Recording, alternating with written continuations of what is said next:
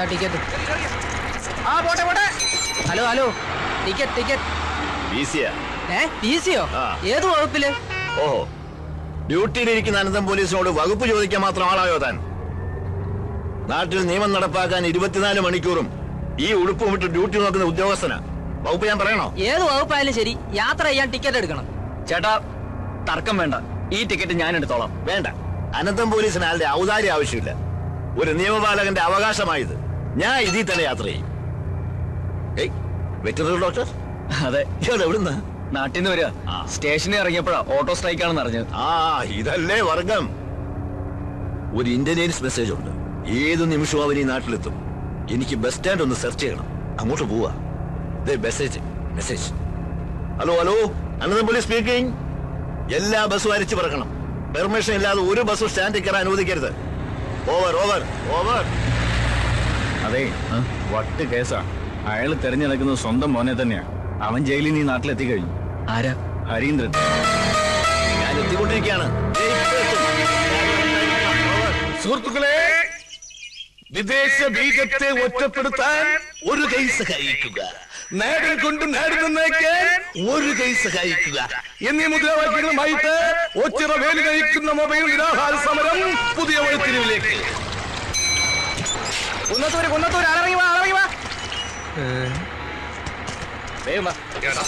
നീ വീണ്ടും വന്നല്ലേ?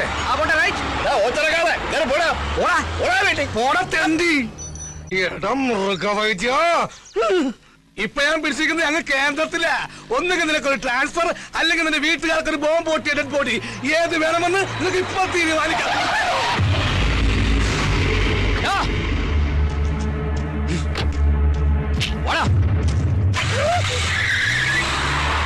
ദൈവം തീരുമാനിച്ച് വീട്ടുകാർക്ക് ബോംബ് പൊട്ടിയ ഡെഡ് ബോഡി പൊട്ടി. ബോംബ് പൊട്ടി. ഹരീന്ദ്രന്റെ കൈ കൊണ്ടവന്റെ കഥ തീർന്ന്.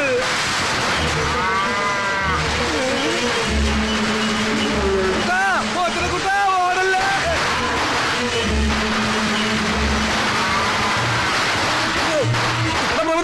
ആരിക്കാല ഒന്ന് നിന്നേ. നിന്റെ വിത്തുകളെ കൊണ്ടെന്നെ കുത്തി കൊല്ലിക്കാനല്ലേ? അല്ല, ഈ നാട് ഞെട്ടിക്കുന്ന സത്യം പറയാനാ. നിന്റെ അമ്മളിക്കുട്ടിക്ക് ഏത് ടൈപ്പ് കുഞ്ഞുങ്ങളെന്നാ പറഞ്ഞത്? അമേരിക്ക, ചൈന, ജപ്പാൻ, പത്തനംതിട്ട, ഏതാ?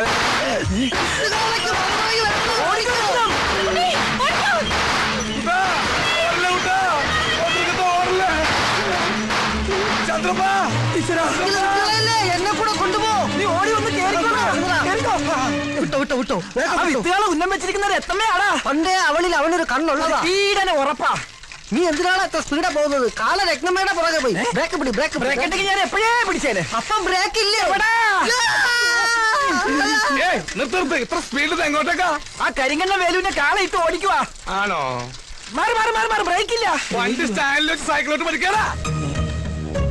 അയ്യേ, സ്റ്റാൻഡിൽ ഇറക്കിയില്ലേ?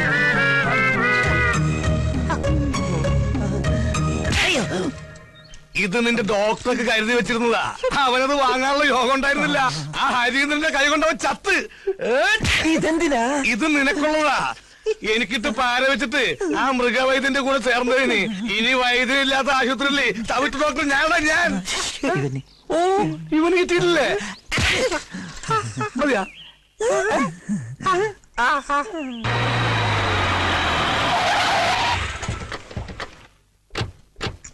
ഇത് ഗൗതം. ഇവനാണ് എന്നെ രക്ഷിച്ചത്. ഇവിടുത്തെ വെറ്റിനറി ഡോക്ടറാ. അറിയാം. ആള് നമ്മുടെ അനുഭാവിയാ. ഇടം മിടുക്ക. അതെന്താ താൻ അന്നേ പറയാതിരുന്നത്? ബ്രഹ്മാവിന്റെ ആയുസ ഹരീന്ദ്രന്. അതുകൊണ്ടല്ലേ അന്യനാടായിട്ടും ശത്രുക്കളിൽ നിന്ന് രക്ഷ നേടാൻ നമ്മുടെ ഒരാള് തന്നെ തുണയായിട്ട് അവിടെ എത്തിയത്.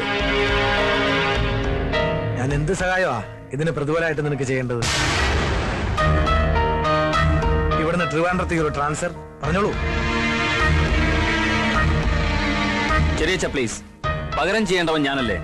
തൽക്കാലം കുറച്ചുനാൾ ഇവൻ ഇവിടെ നിൽക്കട്ടെ, എന്റെ ഫ്രണ്ടായിട്ട്. എപ്പോ ട്രാൻസ്ഫർ ആണോന്ന് ഹരീന്ദ്രൻ തീരുമാനിക്കും. വാടാ.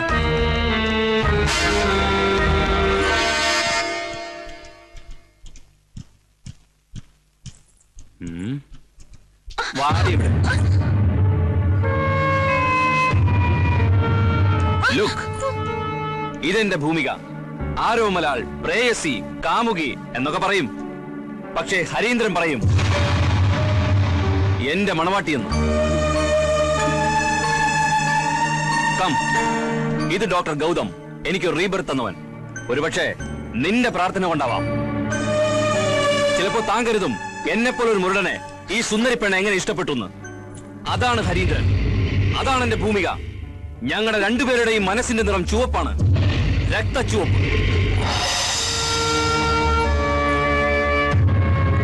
നമ്മുടെ പ്രസ്ഥാനത്തിന് വേണ്ടി, വ്യക്തിപരമായി പറഞ്ഞാൽ ഈ തറവാടിന് വേണ്ടി, എനിക്ക് വേണ്ടി എല്ലാം ഉപേക്ഷിച്ച് സജീവമായി എന്തിനുമേതിനും മുന്നേറി നിൽക്കുന്ന നമ്മുടെ ഈ ഹരീന്ദ്രന് ഈ കുടുംബത്തിന്റെ എല്ലാമായി എന്റെ ജ്യേഷ്ഠന്റെ മകൾ ഭൂമിയെ വിവാഹം ചെയ്തു കൊടുക്കാൻ നിശ്ചയിച്ചിരിക്കുന്ന വിവരം നിങ്ങൾക്ക് അറിയാവുന്നതാണല്ലോ. ചേട്ടന്റെ രക്തസാക്ഷി ദിനത്തിന്റെ അന്ന് നമ്മുടെ മുതിർന്ന നേതാവ് നമ്പ്യാർ സാറിന്റെ സാന്നിധ്യത്തിൽ രണ്ടുപേരുടെയും വിവാഹം നടക്കുന്നതാണ്.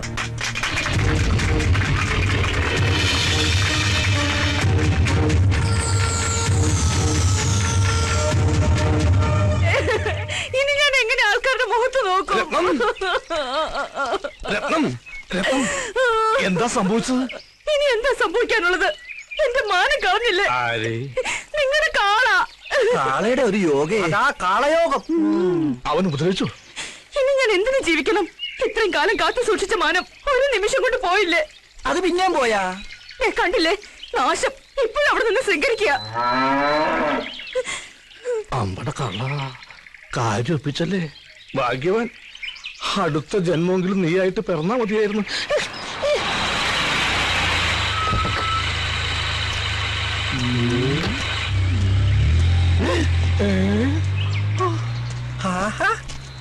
നീ ചത്തില്ല അല്ലേ?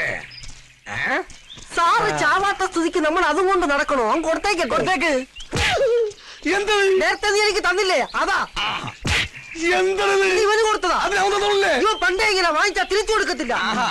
വൃത്തികെട്ടവൻ. എന്താ ഇത്? ഞാനിപ്പൊ തിരിച്ചു കൊടുത്തു തുടങ്ങി.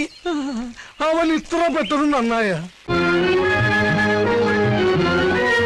രക്തസാക്ഷി ദിനത്തിന് 2 ആഴ്ച പോലും ബാക്കിയില്ല. കലാകായിക മത്സരങ്ങളിൽ നമ്മുടെ എല്ലാ ക്ലബ്ബുകാരെയും സജീവമായി പങ്കെടുപ്പിച്ചിരിക്കണം. അതിനുള്ള പ്രവർത്തനങ്ങൾ ഞങ്ങൾ ഇപ്പോഴേ തുടങ്ങി കഴിഞ്ഞു. എല്ലാ വർഷത്തെയും പോലെ അല്ല, അറിയാലോ. ഇത്തവണ മോളുടെ കല്യാണം വന്നു തന്നെ.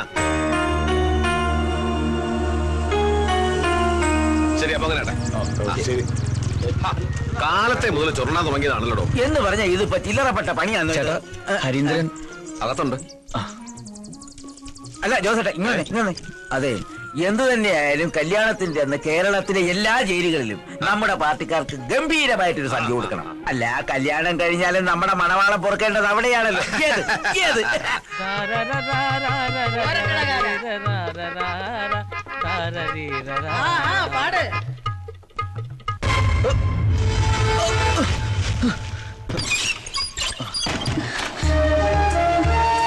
എല്ലാം അറിഞ്ഞല്ലോ. അറിഞ്ഞു. നിന്നെ കാണാൻ തന്നെയാണ് ഞാൻ വന്നത്. എനിക്ക് വേണ്ടി മരിക്കാനല്ലാതെ ഈ നാട്ടിൽ നിങ്ങൾക്ക് ജീവിക്കാൻ പറ്റില്ല. എന്നിൽ നിനക്ക് വിശ്വാസമുണ്ടോ? എന്നേക്കാൾ. എങ്കിൽ ഞാൻ പറയുന്നത് നീ കേൾക്കണം. എടുത്തുചാട്ടമല്ല, ആത്മനിയന്ത്രണമാണ് ഇപ്പൊ നമുക്ക് ആവശ്യം. വിവാഹത്തിന് ഇനിയും ദിവസമുണ്ടല്ലോ. എന്തെങ്കിലും ഒരു മാർഗം ദൈവം നമുക്ക് തുറന്നു തരും. അതുവരെ നമ്മൾ തമ്മിൽ ഒരടുപ്പവും പാടില്ല. അറിയാലോ, മഷിയിട്ട് നോക്കുന്ന പരിവാരങ്ങളാ ചുറ്റും. വാക്കുകൊണ്ടല്ല, വാളുകൊണ്ടേ അവർക്ക് സംസാരിക്കാൻ അറിയും. അതുകൊണ്ട് ഒരു സംശയത്തിനും നമ്മൾ ഇടവരുത്തരുത്. നോക്ക്, ഒന്നും സംഭവിക്കാത്ത മട്ടിൽ വളരെ സന്തോഷത്തോടെ വേണം ഇനി നിന്നെ കാണാൻ. അയ്യോ അച്ഛമ്മ,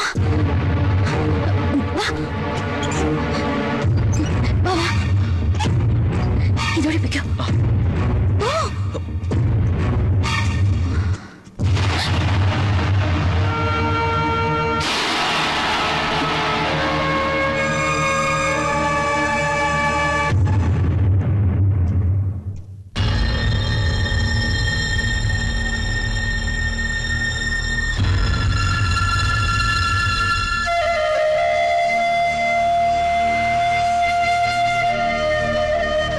പോലും ഇവിടെ ഒരു ആഘോഷമാ. ഒരിക്കലും എന്റെ മോൾക്ക് ഈ അമ്മയുടെ ഗതി ഉണ്ടാവരുത്. നീ എടുത്ത തീരുമാനം ശരിയാ. ജീവിതകാലം മുഴുവൻ നെഞ്ചിൽ തേയും പേര് ജീവിക്കുന്നതിലും ഭേദം മനസ്സാൽ ഇഷ്ടപ്പെട്ടവന്റെ കൂടെ പൊറുക്കുന്നതാ.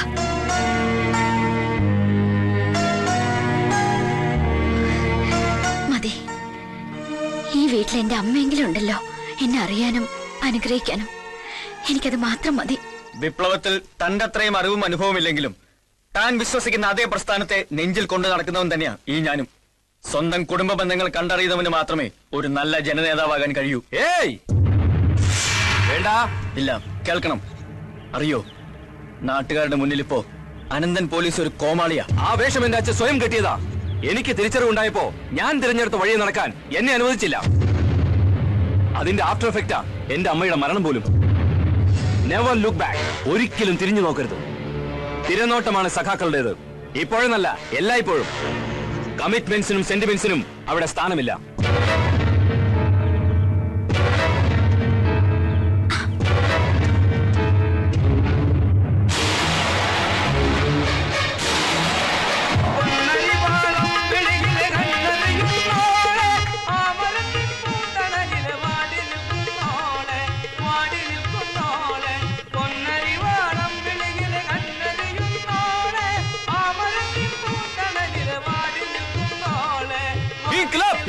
जिंदाबाद, इंकलाब जिंदाबाद.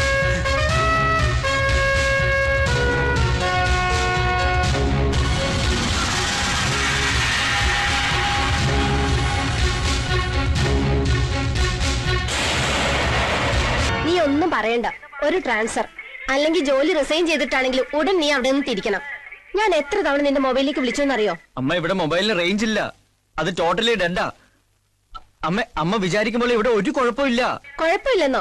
ഫ്ലാറ്റിനകത്തൊരു ജയിൽ പുലി ഒളിപ്പിച്ചു വെച്ചിട്ട് ഇപ്പൊ അവിടെ അവനുമായിട്ടല്ലേ നിനക്ക് ചങ്ങാത്ത? അമ്മ പ്ലീസ്, കുറച്ച് ദിവസം കൂടെ, എന്നിട്ട് ഞാൻ തന്നെ ട്രാൻസ്ഫർ മേടിച്ച് അങ്ങോട്ട് വന്നോളാം. ഒരു ദിവസം പോലും നീ അവിടെ നിൽക്കരുത്. അവിടെ നിന്ന് ഒരു കല്യാണവും നിനക്ക് വേണ്ട.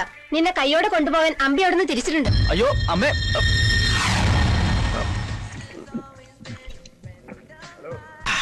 ഒരൊന്നര കൂടി. കണ്ണൂര് പോകുമ്പോ മാഹി ചരക്ക് കൂടി ഒന്ന് ടച്ച് ചെയ്താലേ മദ്യപാനം പൂർണ്ണമാകും. സാറേ, എത്ര നേരമാണ് ഞാൻ പുറത്തേക്കണ്? ഇത് എവിടെ നിന്ന് തുടങ്ങിയതാ? വല്ല നേർച്ചയുണ്ടാ? ഉണ്ടടാ. എന്റെ മുണ്ടിരിഞ്ഞവനെ പാർട്ടിയിൽ ഫ്ലാറ്റാക്കി ഫ്ലാറ്റിലിരുത്തിയാൽ ഞാൻ തിരുവനന്തപുരം മുതൽ കണ്ണൂര് വരെയുള്ള 12 ബാറുകളിൽ പറയെടുത്ത് പോകാമെന്ന് പറശ്ശിനിക്കടവ് മുത്തപ്പനോട് ഞാൻ നേർന്നിട്ടുണ്ട്. ശരി, ഇതിന്റെ ആളാ. നീ എണ്ണിക്കോ, എത്ര ബാറായി? 12 ഇനി അടിച്ചടിച്ച് ഈ പൈസ തീർക്കല്ലേ സാറേ? എനിക്ക് ഫുൾ ടാങ്ക് പെട്രോൾ അടിച്ച തിരുവനന്തപുരം വരെ എത്താനുള്ള. താൻ പേടിക്കണ്ടോ, തന്റെ കാശ് അവൻ സെറ്റിൽ ചെയ്തോളൂ. ആര്? ആ സ്ഥലം MLA കോറത്തിൽ കഴിച്ചത് ഒറിജിനൽ ആണോ എന്നൊരു സംശയം. ശരീരം റിജക്ട് ചെയ്യുന്നു. ഞാൻ ഒരു 1.5 കളഞ്ഞിട്ട് വരാം. നീ ഒരു അരയടി ഒന്ന് പൊതിഞ്ഞെടുത്തു. മൊബൈൽ അടിക്കണ്ട. ഒന്നൊഴി.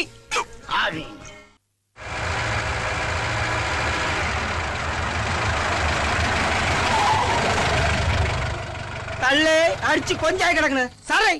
MLA വീടെത്തിയെന്ന് സാറേ. ഏത് പറ?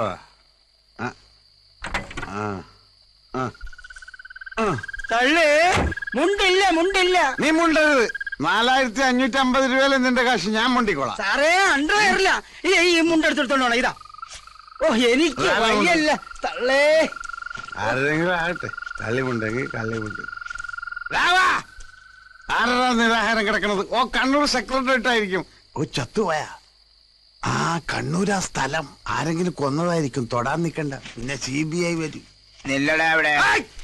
മുണ്ടേക്കാരെ പിടിച്ചത്? നീ നമ്മുടെ പാർട്ടിക്കാരനാ. അതാ മുണ്ടേ പിടിച്ചത്. ഞാൻ തിരുവനന്തപുരത്ത് നിന്ന് വന്നിരിക്കുകയാണ്. Secretariat owner ഗസ്റ്റാ. രാഘവനോട് പോയി. എന്തോ? രാഘവനെ വിളിയടാ.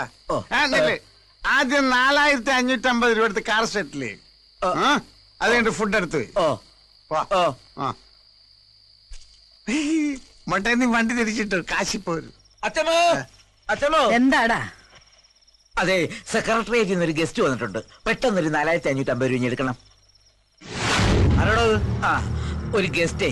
ഞാൻ ആ കാറൊന്ന് സെറ്റിൽ ചെയ്തിട്ട് വരാം. ഗസ്റ്റോ? തിരുവനന്തപുരത്ത് നിന്ന് ആരോ വന്നു. പൈസ വിടി.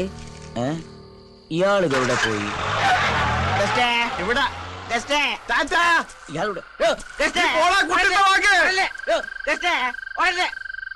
എവിടെയാ ഗസ്റ്റ്? കാറ് സെറ്റിൽ ചെയ്തു. പക്ഷെ അയാൾ മതിൽ ചാടിയപ്പോ കളഞ്ഞ്. എത്ര രൂപ കൊടുത്തു? 9,500 നോട്ട്. സെക്രട്ടറി ആയിട്ടില്ല ഗസ്റ്റ്. നട്ടപ്പാതിരിക്ക് വന്ന ഏതെങ്കിലും കള്ളനായിരിക്കും പറ്റിച്ചിട്ട് പോയത്.